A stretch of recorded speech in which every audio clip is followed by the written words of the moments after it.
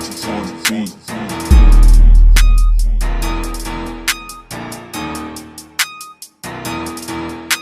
Hello everybody! On se retrouve pour la dernière partie de la story time que je commence en 3, en première, deuxième et cette fois-ci, et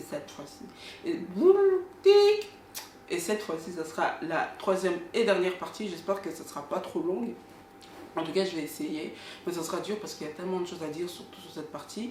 Et il y a une chose sur quoi j'aimerais revenir, que j'aurais dû mettre dans la première partie, mais j'ai oublié. Du coup, je vais le dire maintenant. En fait, ce que j'ai oublié de préciser, c'est que Dani vient d'une famille qui ne sont pas des gens super riches, qui n'ont pas beaucoup de moyens.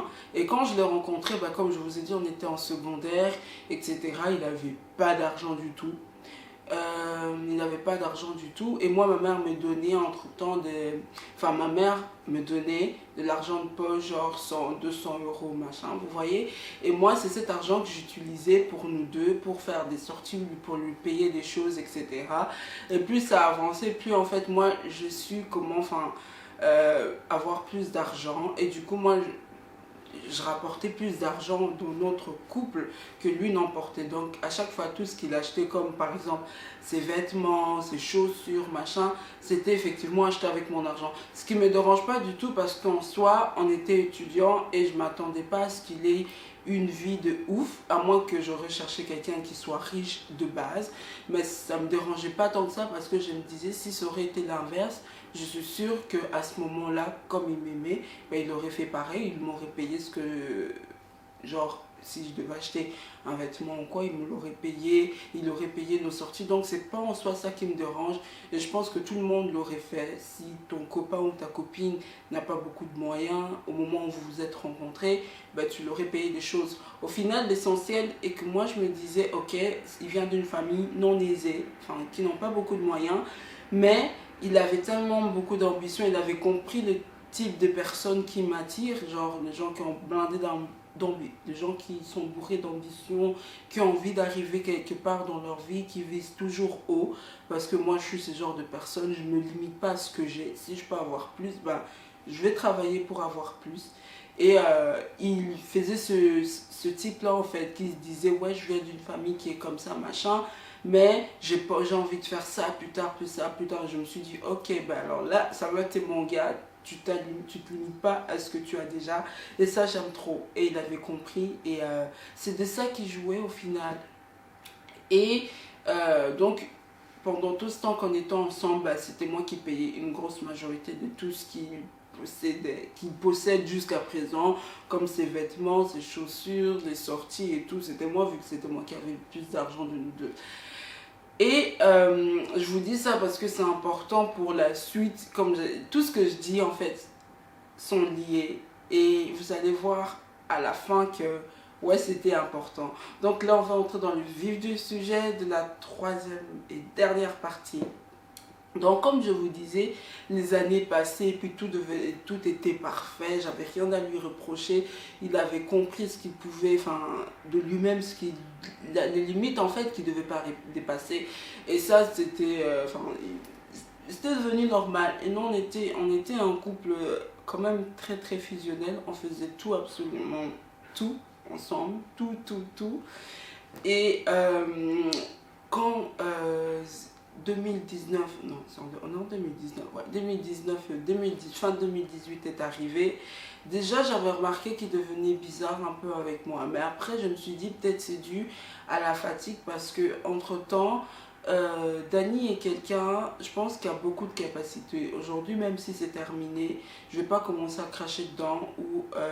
En fait, comme on dit, rends à César ce qui est à César.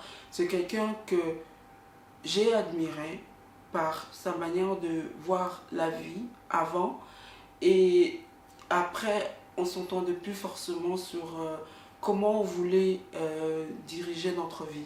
Mais c'est quelqu'un qui est intelligent, et comment vous dire ça, ouais, c'est quelqu'un qui est intelligent tout simplement, et je sais qu'il a la capacité de faire beaucoup de choses, mais qui a besoin qu'on le motive énormément. Et moi j'étais un peu trop cette épaule qui lui motivait énormément. Franchement, C'est quelqu'un qui, s'il ne tombe pas sur, sur une personne qui est derrière lui, lui dire allez chérie, tu peux le faire, tu peux le faire, engage-toi à faire quelque chose et fais-le, ben il le ferait pas. Et moi j'étais vraiment, moi comme je suis quelqu'un qui aime avancer dans la vie, pour moi c'était juste impossible d'être avec quelqu'un qui est là, qui croise les bras et qui se suffit juste à ce qu'il a. Moi j'aime bien des gens qui prennent des initiatives, qui ont des ambitions, comme j'arrête pas de me répéter, mais c'est vraiment ce qui m'attire en fait chez un gars qui m'a fait croire ça au début, alors que il n'est pas totalement comme ça, il a besoin d'une grande motivation. C'est pour ça que je disais que j'ai donné de mon âme dans cette relation, parce que j'étais vraiment là à le motiver dans tout, pour faire ses études, pour trouver un job, mais pas trouver un job en tant que vrai job, genre même chercher des jobs étudiants, c'était moi qui étais tout le temps en train de le motiver, allez, allez, allez, mais c'était vraiment le genre de personne qui faisait semblant d'être timide. Par exemple, on pouvait partir genre au supermarché, on ne trouvait pas quelque chose, et je lui disais, va demander à ceux-là qui s'occupent des rayons, ben, il était là, ah non, j'ai peur, et c'était moi limite à chaque fois qu'il devait allez, moi, je pars, je demande, c'était tout le temps moi, moi, moi. Vous voyez, à un moment donné, dans la relation, c'est aussi des choses qui me fatiguaient, parce que j'avais l'impression qu'il n'y avait que moi qui me... Pas qui me battait pour que notre relation marche, mais pour évoluer dans la relation, pour avoir une relation plus adulte. Lui, ça lui suffisait, ouais, j'ai une copine, et voilà. Vous voyez? Et bon, il tirait un peu juste le positif d'avoir une copine, le fait de faire des sorties, machin, machin. Et lui, si ça ne tenait qu'à lui, ben ça s'arrêterait là. Alors que quand tu es en couple avec quelqu'un, ben vous avez envie d'évoluer et pas de rester au même point de départ. Je ne sais pas si vous m'avez compris.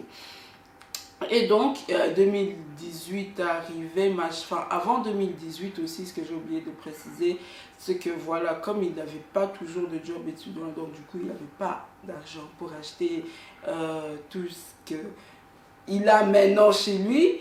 Donc, et en plus, comme moi, je m'étais lancée sur YouTube, donc on avait acheté un PC pour que je puisse faire, enfin, majorité payée pour mon argent, même si aujourd'hui, il ne va pas l'assumer, mais c'est pas grave. Je suis carrément passée à autre chose, et moi maintenant franchement tout je m'en fous. On avait acheté un PC avec majorité mon argent pour que je puisse faire mon montage qu'il a réquisitionné aujourd'hui. On avait acheté aussi une garde-robe, une télé et un grand lit avec mon argent qu'il a réquisitionné aujourd'hui. Bien sûr, il pourra dire ce qu'il veut, mais je pense qu'il sait lui-même. Il dira oui, on avait mis un peu d'argent de mon père, mais je suis désolée si on avait utilisé l'argent 100 € de ton père, la télé qu'il a chez lui ne coûte pas 100 € du tout. Et on avait utilisé peut-être 100 € de ton père, mais tout le reste de l'argent, c'était bien mon argent. Mais voilà, bref, aujourd'hui, il n'assumera rien. C'est tout à fait normal, parce qu'en tant qu'homme, il va se sentir humilié. Et, mais à un moment donné, il faut appeler, comme on dit, un chat un chat. Quand c'est acheté avec l'argent, avec mon argent, c'est acheté avec mon argent. En soi, c'est pas ça qui me dérangeait, parce que nous deux, on était dans l'optique de tout ce qui lui appartient m'appartient, tout ce qui m'appartient lui appartient. Donc moi, l'argent que j'avais pour acheter des choses et machin, je comptais pas comme mon argent réellement, c'était notre argent à nous deux, alors que c'était mon argent. Et aujourd'hui, tout est resté chez lui. Mais bon, ça bref. Et donc, quand tout ça, on avait acheté ça avant qu'il commence à travailler. Et en avril 2018, donc ce que je vous disais, ce qui a marqué, c'était le fait que moi, je suis quelqu'un du coup, très croyante et pratiquante, et Dani avait l'habitude de venir avec moi à la messe, etc. Et du coup, il a eu envie de devenir catholique, parce que dans sa foi orthodoxe, il faisait rien. Et comme il venait chez moi, machin, il priait avec nous dans mon église, donc il a décidé de devenir catholique. En fait, sans savoir que ça a beaucoup déplu à ses parents, et qu'ils m'en ont voulu pendant très longtemps. Au fond d'eux, ils ont gardé limite une rancœur envers moi à cause de ça. Et ce que je comprends pas, parce que tu préfères que ton fils devienne catholique orthodoxe, il n'y a quasi rien qui change, que lui voir dehors en train de foutre sa vie en l'air. Ça, encore une fois, ça vous montre la mentalité qu'avaient ses parents. Mais écoutez, chacun a ses parents et sa manière de voir la vie. Si c'est comme ça qu'eux ils voyaient la vie, ils préfèrent voir la vie de leurs enfants, je m'en fous en fait. moi je vous raconte, comme je dis, je vous raconte juste ce que j'ai vécu et puis voilà. Et donc, il y avait ça qui a marqué l'année, l'avril 2018, et l'effet que juste après qu'il ait fait sa conversion en tant que catholique, ben, il y a eu un petit miracle qui s'est passé pour lui. Il a pu trouver son travail qu'il cherchait depuis longtemps, son job étudiant qu'il voulait avoir depuis longtemps, même avant de me rencontrer, mais on ne l'avait pas accepté.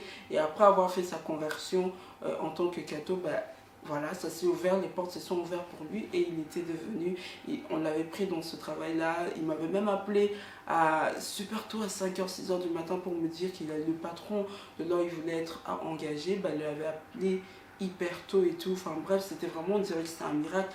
La veille de sa conversion, genre directement le jour d'après, c'était vraiment waouh quoi. Et on était tous super contents et moi du coup je me disais bah voilà, ça nous fera toujours plus d'argent pour acheter plus de choses, investir sur plus de choses pour encore avancer dans la vie. Ce qui a été le cas. Après lui, quand il a commencé à travailler, je ne nie pas que j'ai utilisé son argent.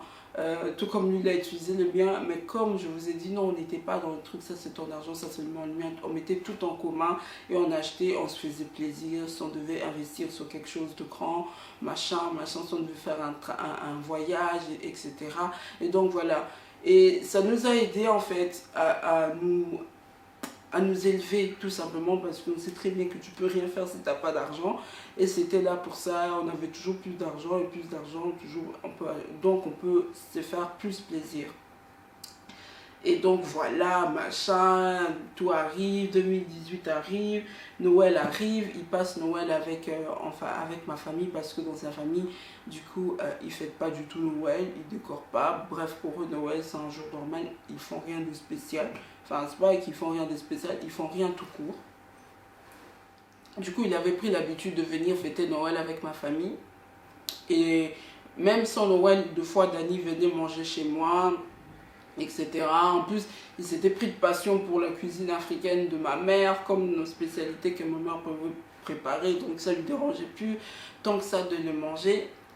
Il les mangeait sans problème, donc des fois il venait dormir chez nous, il mangeait chez nous, et à Noël il venait les passer chez nous dans des grands événements comme la confirmation de ma soeur, il le passait avec nous, pas qu'il passait avec nous, enfin c'était vraiment devenu comme un membre de la famille et un fils pour ma mère en fait, parce que je me rappelle que des fois elle préparait certaines choses en se disant ah Dany aime bien alors je vais préparer, vous voyez, comme nos beignets africains, il adorait ça et ma mère parfois quand elle préparait elle était là, ah tiens je vais préparer, je gardais un peu pour Daniel ou prends un peu de pondo, ramène à Daniel, vous voyez, c'était devenu vraiment comme si c'était son fils et comme un membre à part entière de ma famille en fait. Et ça aussi c'est important, retenez-le bien parce que après vous allez voir que tout ça, bah, il a craché dedans. Il a craché dedans, tout ce que ma mère pouvait lui faire aussi, il a craché dedans, tout ça c'était juste abominable. Et donc, fin 2018 arrive, on passe Nouvel An ensemble du coup, parce qu'il venait avec ma famille, on partait, on avait l'habitude d'aller au resto, etc. Après moi, soit on partait chez lui et on restait un peu, on profitait à deux, machin, voilà, c'était comme ça. Mais comme je vous ai dit, toutes les grandes occasions, machin, ou tout simplement dans la vie de tous les jours, il venait beaucoup rester chez moi. Et vers début 2019, il commençait à prendre ces distances que je trouvais déjà bizarres parce que des fois je lui disais viens, comme il faisait d'habitude, manger chez moi, etc. Il ne le faisait plus. Il avait commencé déjà à prendre ses distances, etc. Après, janvier 2019 arrive, on passe Nouvel An ensemble, comme je vous ai dit. Et puis février arrive, on passe la Saint-Valentin. On avait déjà d'ailleurs prévu un truc, on avait fait une sortie dans un spa privatisé, etc. C'était vraiment top. Et fin février arrive, là vraiment, je vous assure, je commençais à sentir un changement de sa part. Le pire, quand je me suis dit, est-ce que cette année 2019 va se terminer avec Dany et moi ensemble? C'était vraiment en mars 2019, donc cette année-ci, que il a vraiment totalement changé et c'était plus particulièrement vers la période de mon anniversaire. Donc comme lui travaillait, il avait trouvé son job étudiant, je lui avais dit de réserver la semaine de mon anniversaire, de dire qu'il n'était pas disponible, comme ça je voulais aller à Disneyland pour passer toute une semaine là-bas pour 2-3 jours, genre le 13, 14 et 15 mars à Disney, la semaine de mon anniversaire. Et il m'avait dit d'accord, il avait déjà dit, tout était déjà prévu. Puis on avançait et plus le type devenait très bizarre. Il prenait ses distances avec moi, je le sentais bizarre. Quand je lui disais viens on se voit, ben, il s'inventait des excuses, non je suis fatigué, machin et tout. Jusqu'au moment où le type est allé à mentir qu'il était tombé en dépression uniquement pour ne pas me voir. Moi, en tant qu'une personne, je sais pas, je pense que ça c'est tout le monde. T'es en couple, t'aimes une personne, la personne elle te dit t'es en dépression. La dépression c'est pas une maladie anodine, vous voyez, c'est grave une dépression. C'est pas une chose à prendre à la légère. Parce que j'étais en train de voir la joie de vivre de mon copain qui commençait à descendre. Je ne voulais plus rien faire, on ne se voyait plus. Et là, ça faisait déjà beaucoup, enfin 2-3 semaines qu'on ne s'était pas vu avant. Et si on se voyait, c'était vraiment, on se voit 1 heure, c'était fini. Et puis il rentrait chez lui et moi chez moi. C'était devenu un peu n'importe quoi. Il a menti qu'il était en dépression. Après, moi, je me suis mise réellement mal parce que tu vois la personne que tu aimes qui te dit je suis en dépression, tu te dis mais c'est une blague en fait, qu'est-ce que je fais pour mériter ça? Enfin, c'est pas dans le mauvais sens, vous avez vraiment l'impression que tout vous tombe comme ça en pleine tête, vous comprenez pas en fait pourquoi ça vous fait ça. Et je me suis mise mal moi-même et j'ai fait une mini dépression parce que j'étais tout le temps derrière lui, tout le temps derrière lui, à savoir même si on ne se voyait plus, je l'écrivais tout le temps, est-ce que tu vas bien, t'as mangé, réponds-moi, machin, et il me répondait, mais c'était vraiment, il jouait vraiment très bien le malade, vraiment très bien le dépressif. Ça c'est grave quand même d'en arriver là, de commencer à jouer le type dépressive alors que tu aurais pu juste dire à la personne que j'ai envie d'arrêter en fait. Et le pire dans tout ça, je vous assure, comme j'ai dit dans les autres parties, c'est que de nous deux, à chaque fois celle qui parlait de la possibilité de se séparer, c'était tout le temps moi. Et quand je l'en parlais, le type se mettait à pleurer, mais comme c'est pire qu'un bébé en fait. C'était vraiment limite s'il pouvait suffoquer en pleurant. C'était le cas, il n'arrivait plus à parler, il n'arrivait plus à respirer, il faisait que tousser et pleurer. C'était ce genre de pleurs en fait. Et je me rappelle même jusqu'au dernier jour, il commençait à mentir, on ne se voyait plus, etc. etc. Et donc, le jour de mon anniversaire, dans le 14 mars, on est parti faire un resto à deux. Parce que je m'étais dit, vu qu'il est en dépression et on va sûrement pas aller faire notre sortie de Disneyland de 3 jours, etc. Qu'il avait d'ailleurs prévu déjà dans sa tête qu'on n'allait pas le faire. Parce que je pense que dans sa tête, il avait déjà prévu son coup. Donc, du coup, on n'avait même pas fait notre sortie à Disneyland. Ça a été annulé. Et pourtant, j'avais tout réservé et tout. Et on n'était pas parti. Et malgré ça, il s'est dit quand même, non, je vais lui faire croire quand même qu'on va au resto, etc. On est parti au resto le 14 mars. Et ce jour-là, je vous assure que je m'étais dit que Dani et moi, on va pas passer 2019 ensemble. Et ça va se terminer. Parce que dès que j'étais arrivée dans la voiture, d'habitude quand il venait me chercher, c'était là, ouais, on rigolait vraiment. Tu sens que t'es en face, t'es à côté de ton copain, même ton meilleur ami de ton tout en fait. Et là c'était vraiment, on dirait, je montais en voiture avec un Uber, on se disait à peine des mots, on était là, ouais, et puis ça s'arrête en fait.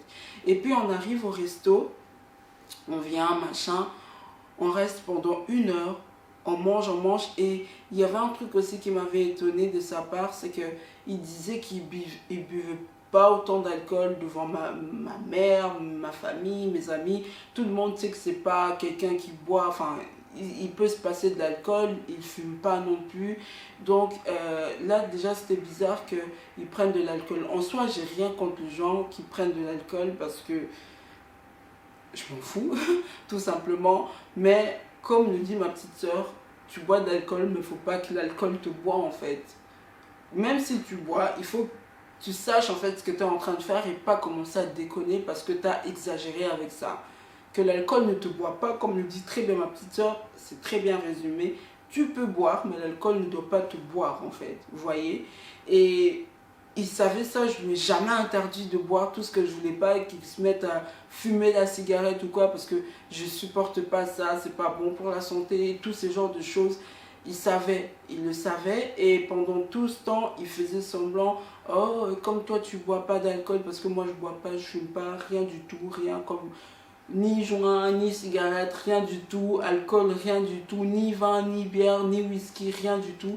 Et il était là en train de me flatter, comme il avait compris le type de personne que j'étais. Il me disait, ouais non, comme toi tu bois pas, alors moi je vois pas l'intérêt que moi je bois. Pourtant moi je n'ai jamais interdit de boire, il le sait très bien.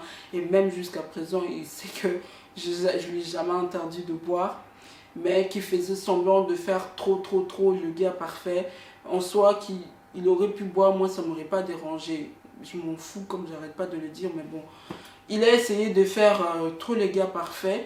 Et déjà quand on était au restaurant, bah, c'était la première fois que je lui voyais commander de l'alcool. Il était là, il demandait ça va, ouais amène-moi de la bière. J'étais là, ah bon toi maintenant tu bois de la bière quand on part au resto. Il me disait, ouais mais ça va, une bière c'est rien du tout. Moi je disais ça dans le sens de rigoler parce que s'il boit de l'alcool, comme j'arrête pas de me répéter, mais bon.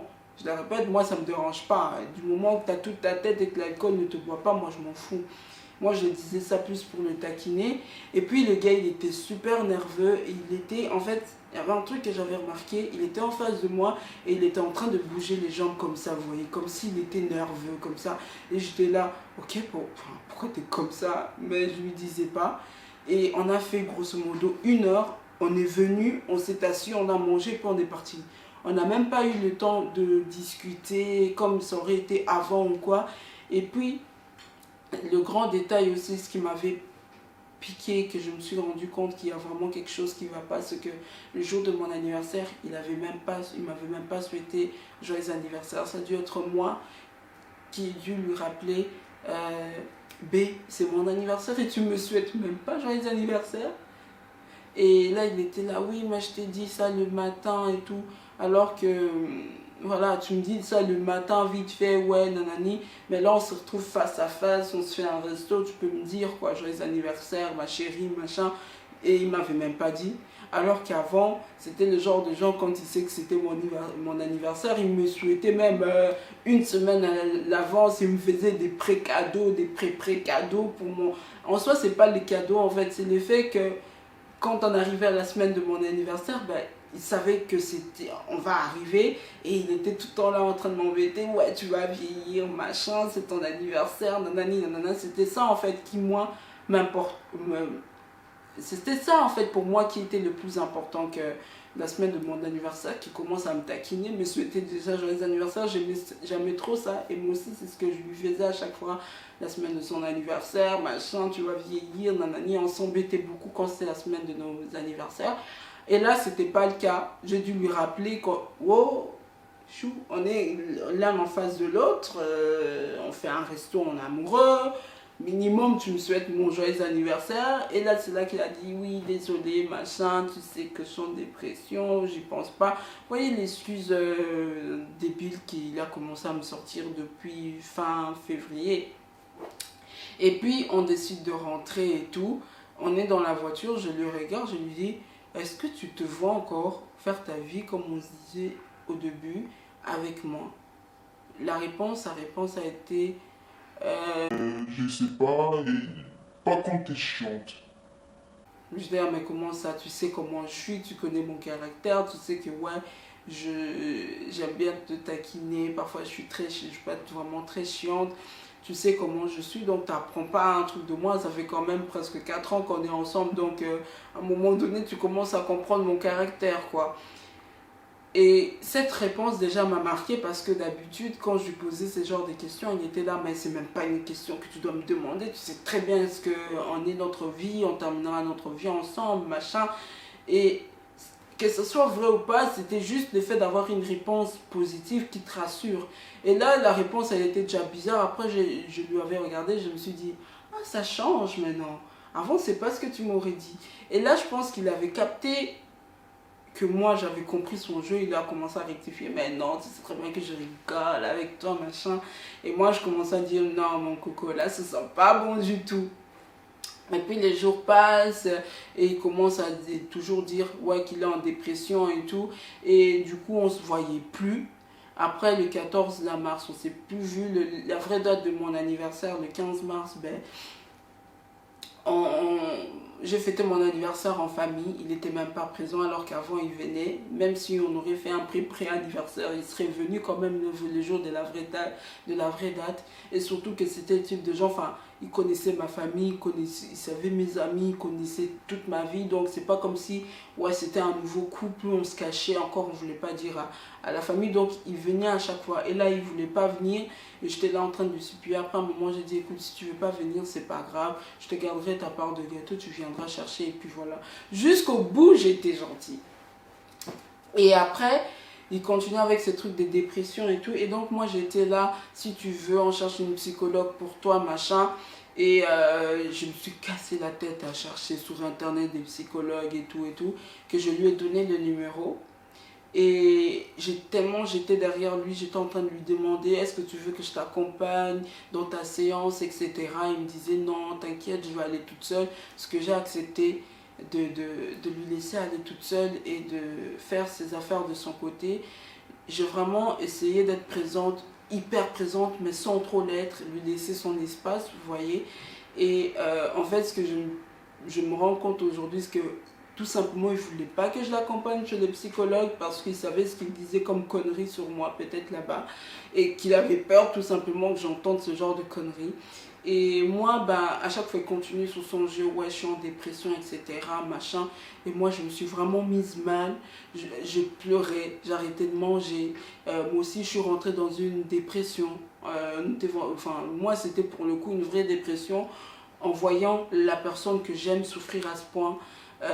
Que son état se dégrade comme ça, bah, ça m'a vraiment, vraiment, vraiment mise mal. Et après tout ça, les jours commençaient à passer, machin, etc. Jusqu'au jour où on arrive, je pense que c'était le 23 mars. Le 23 mars.